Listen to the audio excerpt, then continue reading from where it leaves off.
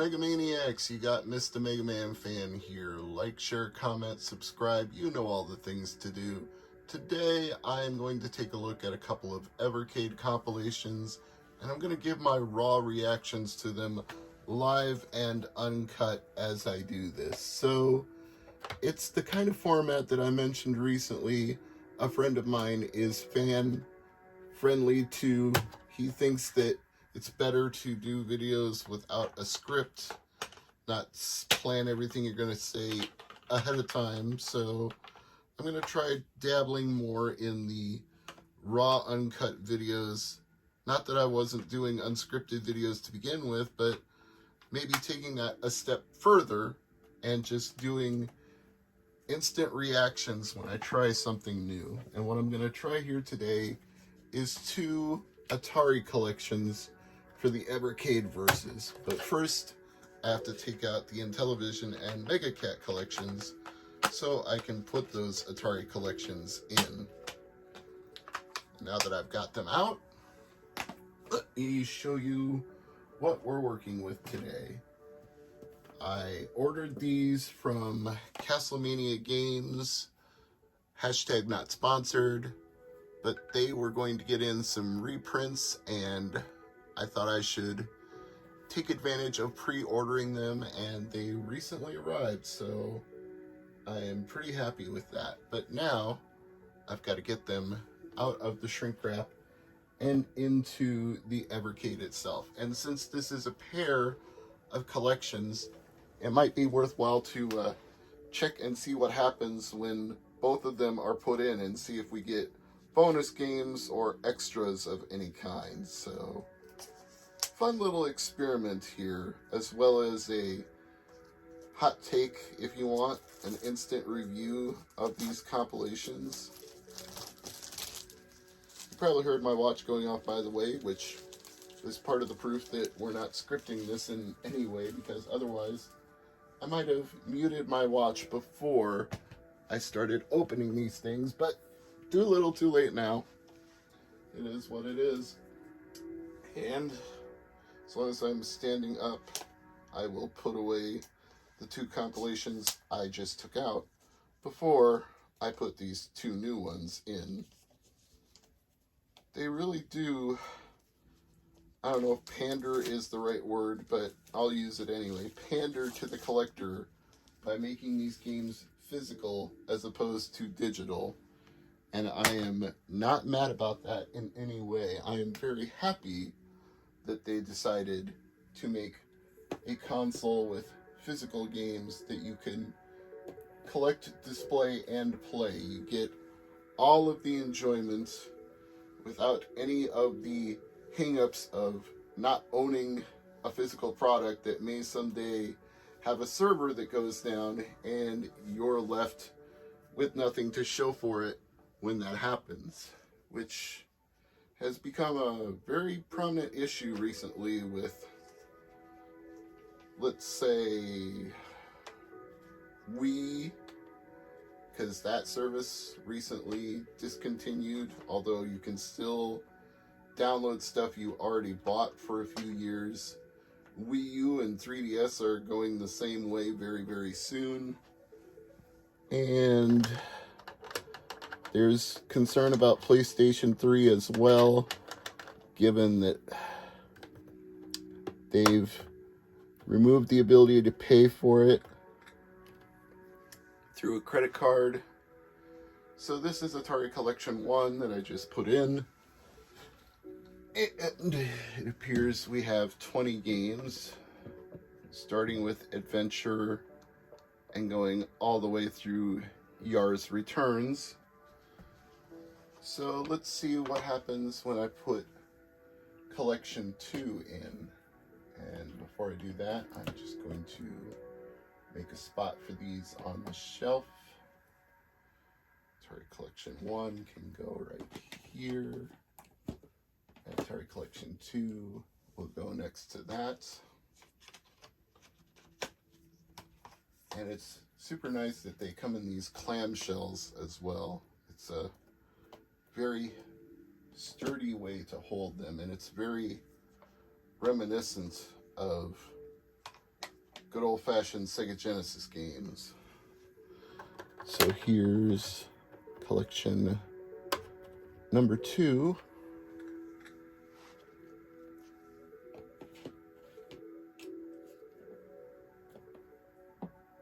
And we've got 41 games now, so I think we got a bonus there, because I think there was 20 on each cartridge. So, yeah, it's showing us the combined list of all 41, so let me see here. Sort. Let's sort by title, sort by release, sort by players. Okay, no, we want X. That's cart 1, 20 games. That's cart 2, 20 games. So what's the bonus game? Is it Aquaventure? No. What? Which one is the bonus game?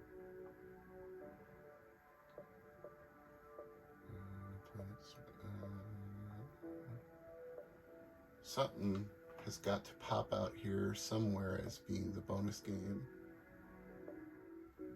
20 games on collection 2. We only have the 2600 version. 41 games. We have both versions of Dark Chambers. That has to be it. So, in honor of that discovery, let's just go ahead and play Dark Chambers.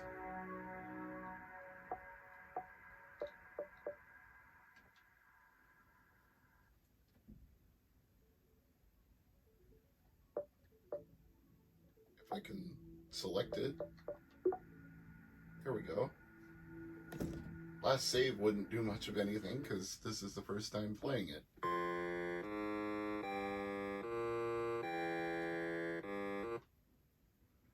Entering level A. And if this looks like Gauntlet, yeah, it pretty much is the Atari 7800 version of Gauntlet. Or as best as the Atari 7800 can do. It looks alright though.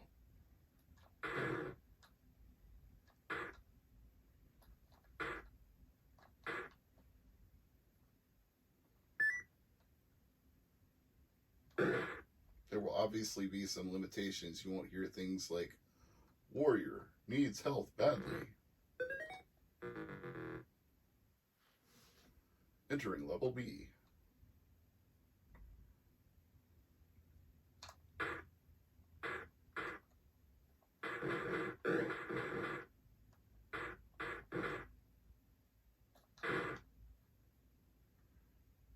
And I didn't get to choose between various types of things, like I couldn't pick Wizard or Warrior or any of the different class types.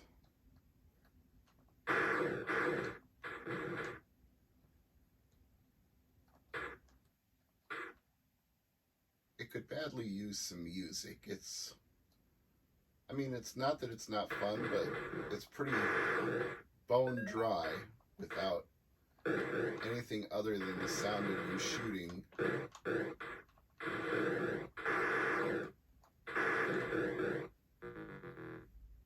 But it's alright.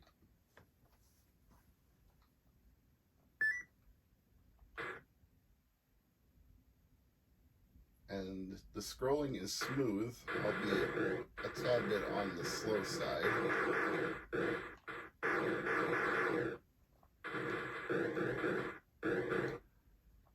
It'd be nice if there was a run button of some kind. I'm just about out of health here. Unless I find some food or something.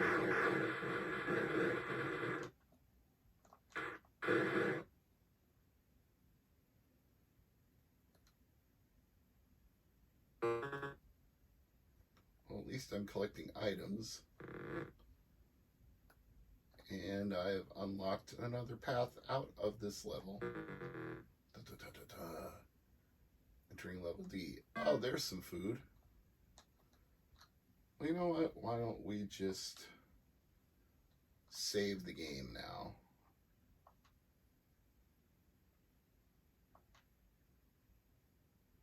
And let me just double check to make sure that it's saved. Yep. And let's pick a different game now. I do like having a selection of classic Atari games, but I'm less than thrilled about the amount of duplication of both 2600 and 7800 versions, with so many Atari games that they could have picked from. That strikes me as just a little bit, I don't know, lackluster in terms of what they could have done and what they should have done compared to what they did do. There's certainly enough games in the Atari library that you didn't have to duplicate every single one of them.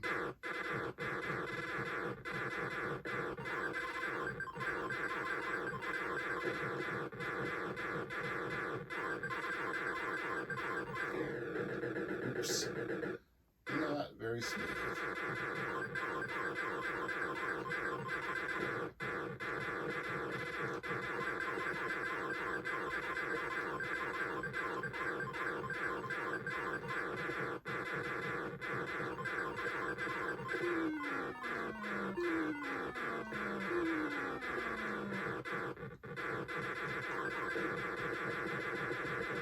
That's a little more like it.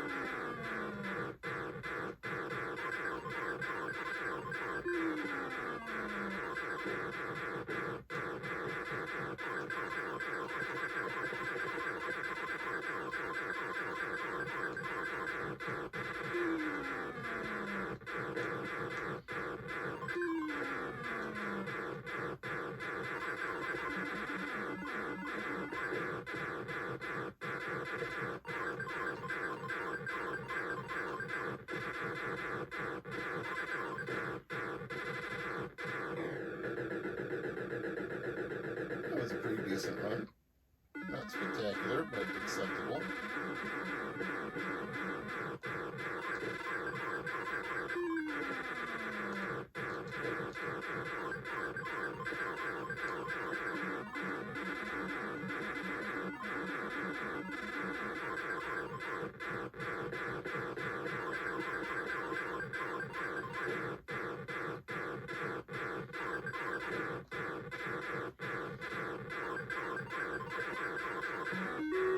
Yeah. Oh! I got cocky. I shouldn't have done that.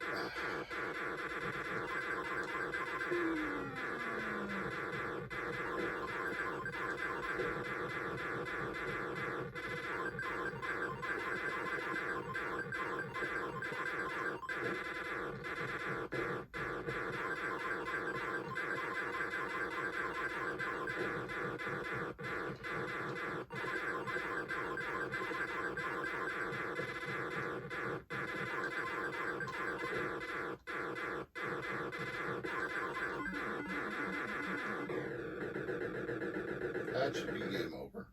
Yep. So let's save that one.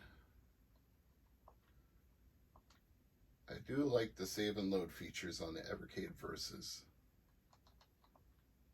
It's very, very nice.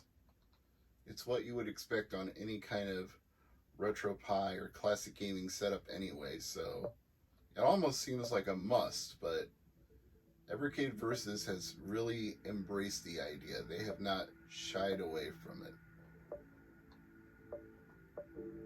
So this is where I question where they didn't put classic Atari games like Pole Position in here. I mean, come on. You're going to put multiple versions of some of these games, and you're not even going to put Pole Position in here. I don't understand that. I've been playing 7800 games, so let's do a 2600 game. How about Aquaventure?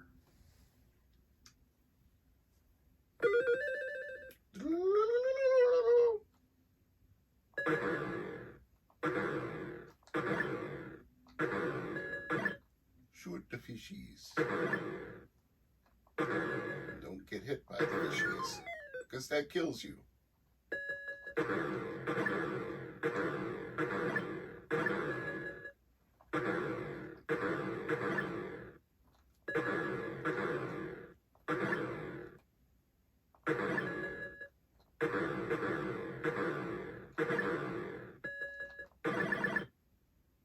And now we descend deeper.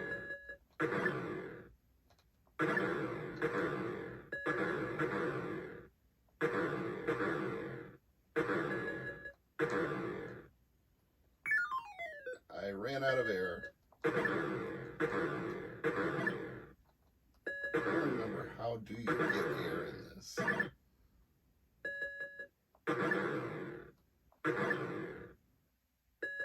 Did you get all the way? Yep, I think that's how you get the air. Collect that item.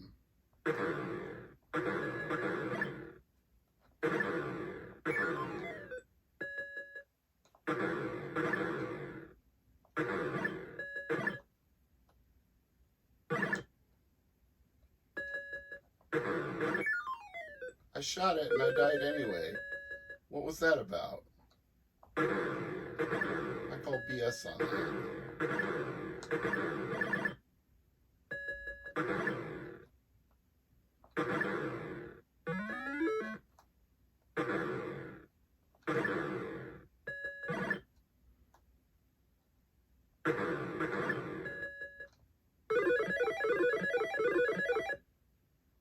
Yeah, there we go. Now I've cleared a level with the air I collected. So, oh, now we got a level where it's hard to see what you're doing. I guess that's the depths of the sea getting even murkier.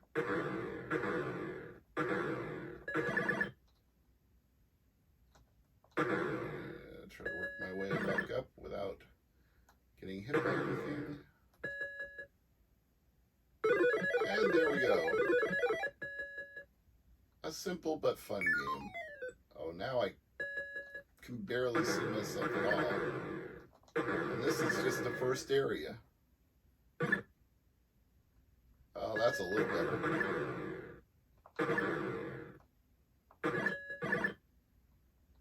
Oh, nice contrast there. I can totally tell where I am.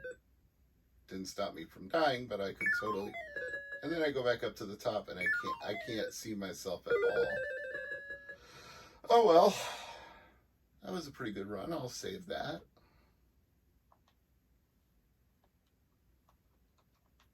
Confirm that my high score is there. And quit back to the menu. Let's see, one more game before I call it a wrap on this. But my impression of the Evercade Atari Collection 1 and 2 is pretty good so far. Video pinball, that's a classic.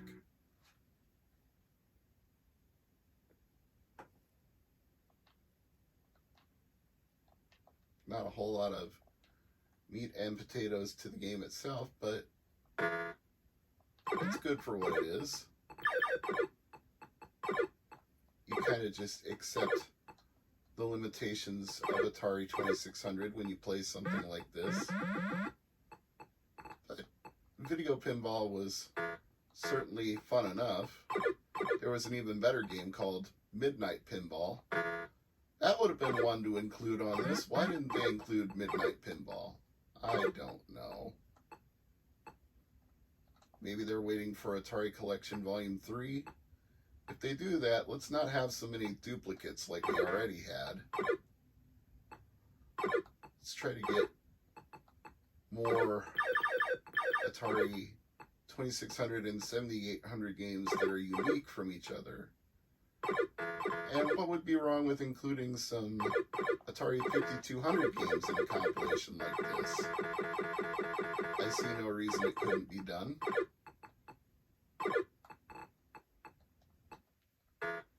Unless they're not confident in the quality of their emulator for 5200. And if that's the case, then obviously they won't do it. But I don't know what they're working with. I assume that most of these emulators are just stored away internally in the system memory. In some special cases, they might be bundled with each individual game on the cartridge itself, although that seems like it would take up an unnecessary amount of file space compared to just having them there. You know what I mean? Like, why would you waste the space if you don't have to put the whole emulator on each cartridge? So, my impressions, I like this set of Atari 1 and 2, although I don't think the bonus game is worth it for owning both of them. I don't really think having two different versions of Dark Chambers can justify it, but you know what? It's all good. I'm not mad at it. I pre-ordered these and I'm happy I have them, and I think this is just another example of what this system has to offer, because instead of having to upscale and convert a video out signal from an Atari 2600 or an Atari 7800 and get it into HDMI, I've got HDMI out by default. I've got save states. I've got a nice plethora of games to choose from. You know, you can say RetroPie would do all this for you, and you wouldn't be wrong, but it wouldn't be pre-configured for you. You'd have to set it all up yourself, and you wouldn't have any physical cartridges that you would own. So I think it's worth it.